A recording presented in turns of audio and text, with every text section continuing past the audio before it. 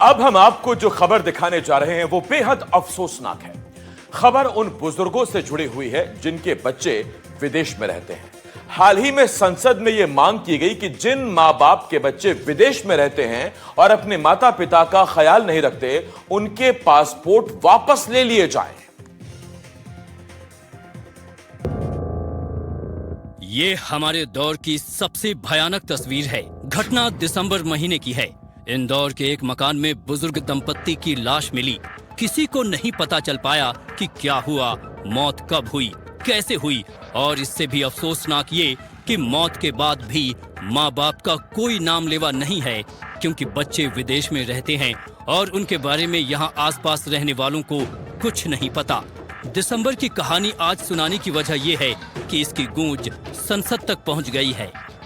20 दिन पहले एक ऐसे व्यक्ति के पिता की मौत हो गई, 30 दिन पे 1 महीना पहले मौत हो गई, और 20 दिन पहले उसके माँ की मौत हो गई।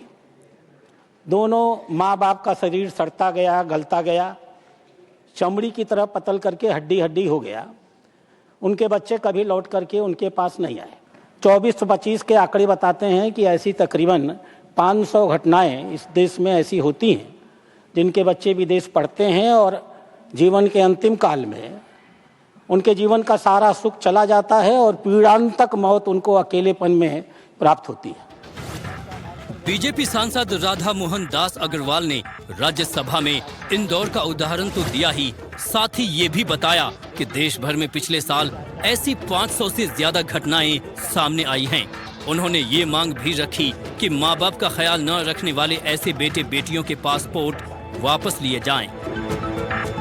3.5 करोड़ लोग विदेशों में जाकर के रहते हैं। उनके माँ बाप, सास ससुर अधिकांशतः इसी भारत में रहते हैं। शुरू में जब ये विदेश जाते हैं तो माँ बाप की चिंता करते हैं। उनके बच्चे होते हैं तो माँ बाप को, सास ससुर को बुला लेते हैं, क्योंकि वहाँ देख रेख करने वाले लोग बड़े महंगे मिलते हैं। समय बीतता है, धीमे धीमे वो उनका लगाव अपने माँ बाप के प्रति घटता चला जाता है। इसलिए मैं आपके माध्यम से माननीय विदेश मंत्री से आग्रह करूँगा, जो लोग विदेश जाते हैं उनसे एक एफिडेविट लिया जाए कि वो विदेश जाने के बाद अपने माँ बाप के अपने आय का एक निश्चित हिस्सा अपने माँ बाप की देखरेख के लिए अवश्य देंगे। माँ बाप के देखरेख के लिए केयर टेकर की नियुक्ति करेंगे। माँ बाप के हेल्थ इंश्योरेंस का प्राविधान करेंगे और कम से कम हफ्ते में एक बार अपने माँ बाप से फ़ोन पर बात जरूर करेंगे। यह भी प्राविधान किया जाना चाहिए कि हर 6 महीने में माँ बाप से एक सर्टिफिकेट लिया जाए, certificate of fulfilled obligation.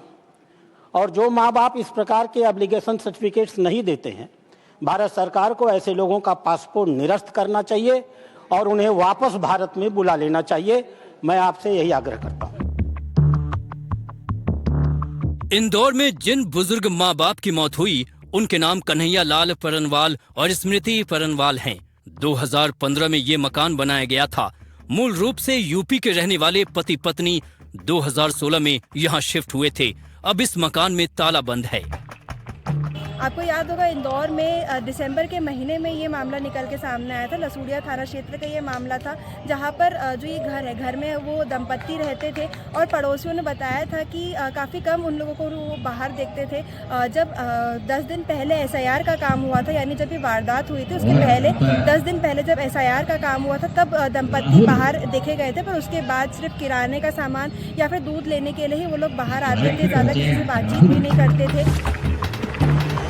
Indore शहर में रहने वाली दीपिका भी घर में अकेली रहती हैं।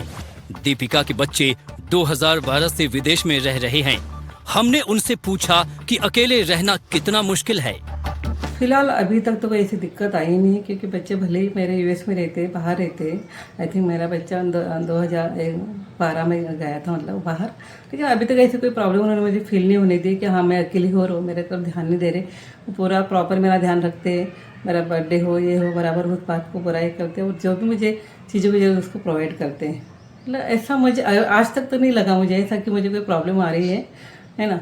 बल्कि वो पूरा प्रॉपर ध्यान रखते हैं, वहाँ से भी पूरा मतलब फोकस रहता है उनका। सुबह शाम पूरा प्रॉपर बात करेंगे मुझसे, जो भी चीज़ें कहीं भी लगता है हाँ यार ये चीज़ हो रही, तो उस बात को अपने फ्रेंड्स के थ्रू या खुद के थ्रू जो भी है पूरी करने की कोशिश करते हैं।